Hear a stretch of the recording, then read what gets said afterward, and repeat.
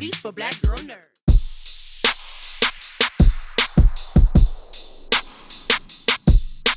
Good morning, gentlemen. Thank you so much for joining me. Good morning. Thanks for having us. My pleasure. This is so much. It's fun when you get to bring back these films that people have developed an attachment to in sort of a non-traditional way. Ryan, beginning with you, the energy just seemed to be so much fun on set. When you reprise a role like this, how does that refresh you as a performer? How does this, bring you back to an earlier time in your career when you've done it before? Well, I mean, there's that, and there's also the fact that you know going into it how much you already like the people you're going to be working with. So that's a lot of fun. And this, we never would have thought in a million years that there would be another version of MacGruber. But it was so exciting to get back with the group, and we fell right back into a really comfortable connection. And yeah, it was really a surprise to be doing it, but very exciting to be doing it. For sure. And Joseph, congratulations joining this talented crew of people. You get to flex a lot of performance muscles. I mean, it's rooted in comedy, but there are other moments within the show that challenge you as a performer in other ways. How was the experience for you in joining this talented cast? For me, the experience was like a master class, almost watching Brian, Will, and Laurence and everybody work. I couldn't believe I was there, to be honest. When we get ready to see it, it's been some time past. We get to refresh with the main character, MacGruber, and he's got another mission, and there's lots of bangs and zingers and all kind of fun things going on. Ryan, for you, when you look at some of the gags in the show, what type of gag appeals to you? There's nudity humor, there's double entendre humor. What are your favorite types of humor in a project like this? There are some of the favorite gags.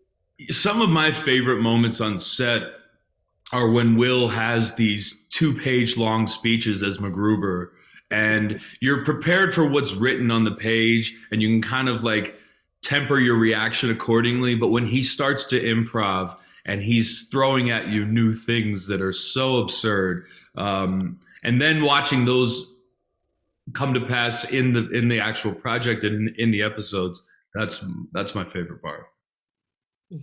I agree with you. Sometimes I listen to them and I had to run it back a little bit like, wait, what did he just say? Let me run it back again. And it's super duper funny. Joseph, for you, same thing. What kind of a gag really got you hooked in while you were on set? I got to say the same. Once Will got on a roll, I just stand there and hopefully the camera wasn't looking at me because I'm laughing every time. What's the key to trying not to laugh? Because I laugh at everything. I'm a cornball. I'm corny. Everything can make me laugh. Ryan, how do you temper it at this point? Is it a cheek clench? How do you temper yourself from not falling apart?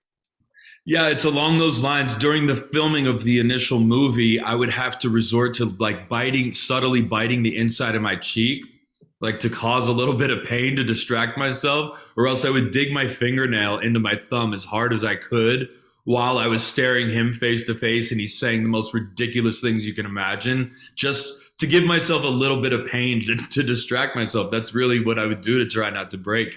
And then it becomes a point of pride, you don't want to break, like it's a test of your wills. And so I would I enjoyed the challenge of trying not to break. It seems like a form of torture because I would lose it. And Joseph, lastly, especially when he's right up in your face and he's just like making these dumb expressions and just saying that it is very difficult. It's the face, it's the nudity, it's the booty action. It's a whole lot. Joseph, Will is fearless. He'll do whatever. It's admirable. It's admirable Yes. Because I just imagine all these people around me just in my butt out, and it's just doing too much. They are giving me the rep. Thank you guys. I laughed very hard, and I thank you for your time this morning. This is really cool. Thanks for having me.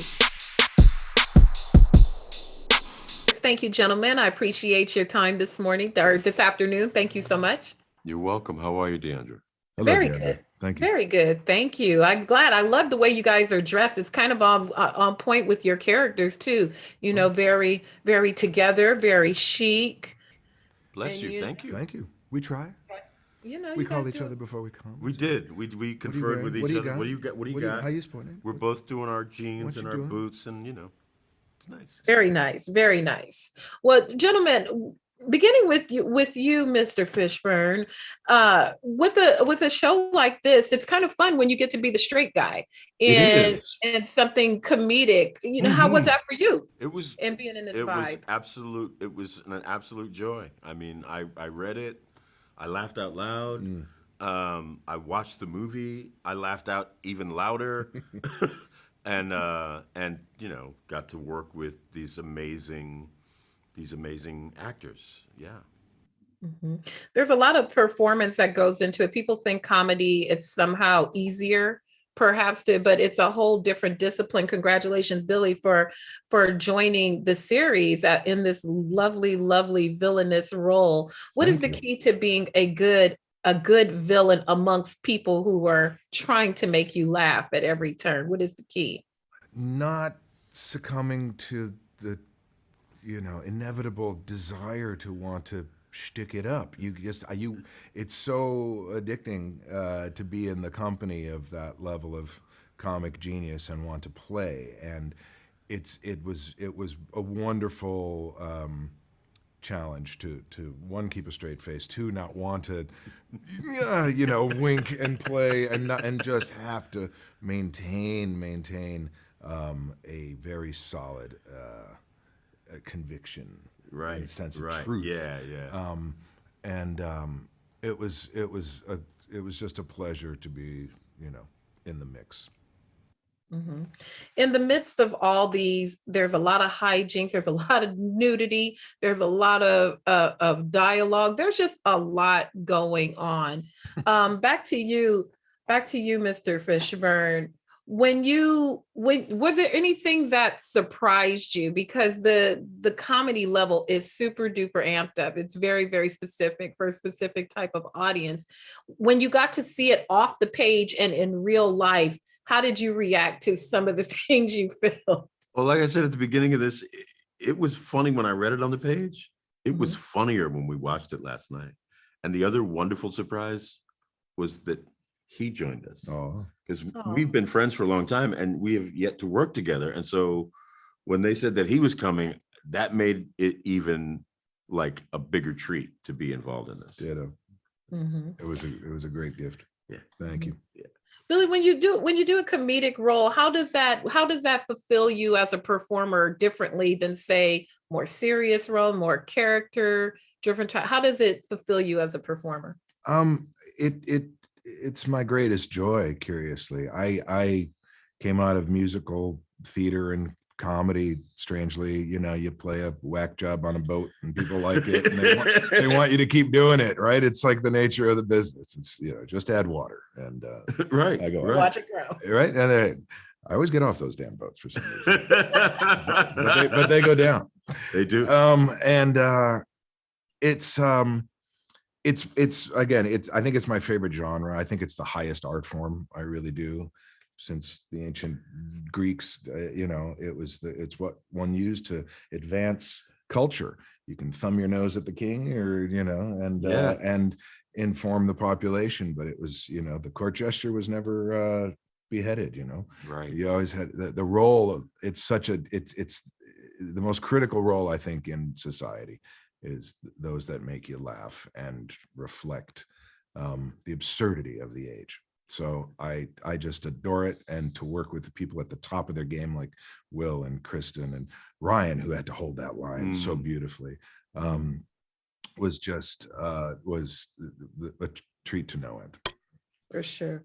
Well, I thank you, gentlemen, very much. I laughed a lot and saw a lot of booty in this series, but that's okay. That's what it's there for. I thank you so much for your time, gentlemen. Thank you. Hello, gentlemen. I'm Jeandra from Black Girl Nerds. A pleasure to be with you this morning. Hi, good to be with you. Thank you so much. Congratulations. 10 years. And we get to spend some time with MacGruber again and get to see him in all his naked glory, which is, particularly fun. Beginning with you, Jorma, how do you keep it fresh? We have a character that's very loved and endeared that we've seen in sketch form, we've seen in film form, and now we get to have a full series. How do you keep it fresh and lively and continue to cultivate these hijinks he gets involved in? I think we were, even when we were doing the sketches, like with each sketch, we were sort of adding on to the tool bag of all of the issues that MacGruber has. I mean, he's a very flawed individual. And so with each sketch, we were sort of adding on to who these people, who he is, his backstory sort of thing. And then doing the movie, which was a shock that we were even allowed to do the movie, gave us this opportunity to be okay, well, there's no plot to the sketch except for that it's a guy who blows up. So getting to sort of blue sky and be what is his deal? Who is this character? Adding on to that. So we've sort of just loved this character for years. And so much credit to that is obviously the energy that Will brings to it, because he gives 150% to everything he does. But we're all a very hive mind at this point in terms of who the character is, what he would do in each situation.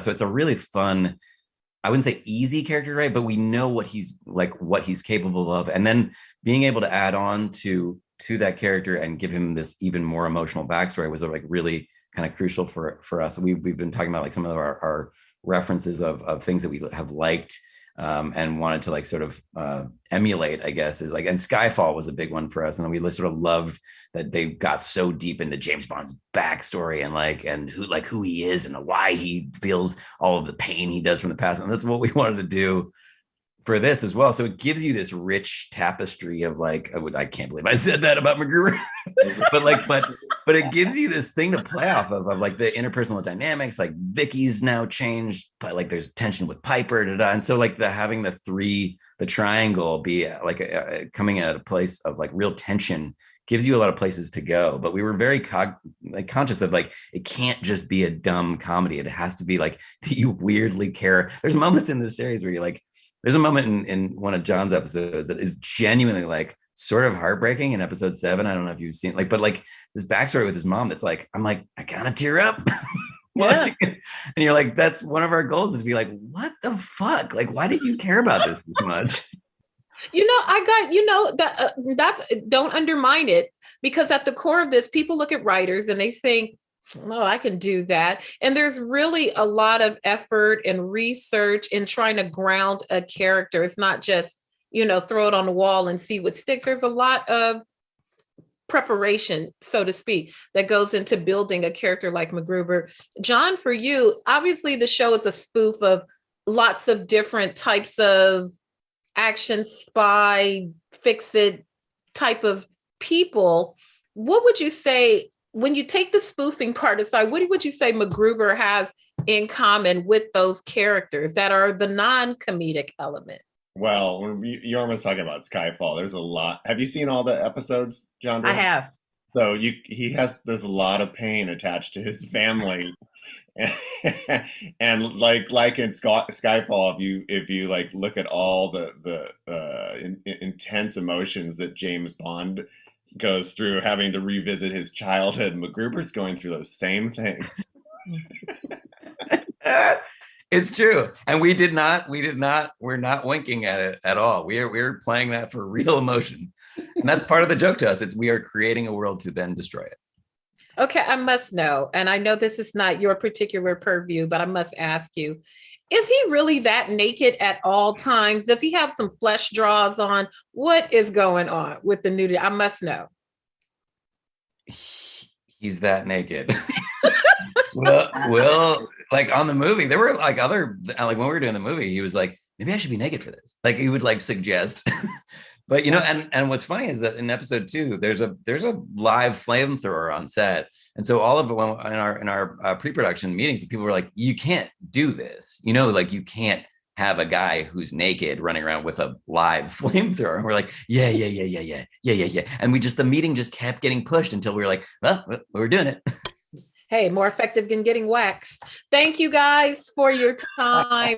This is super funny. And if you're not crying, if you're not laughing, crying. Thank you guys again for your time. Thank you so much. Thank you. Take care.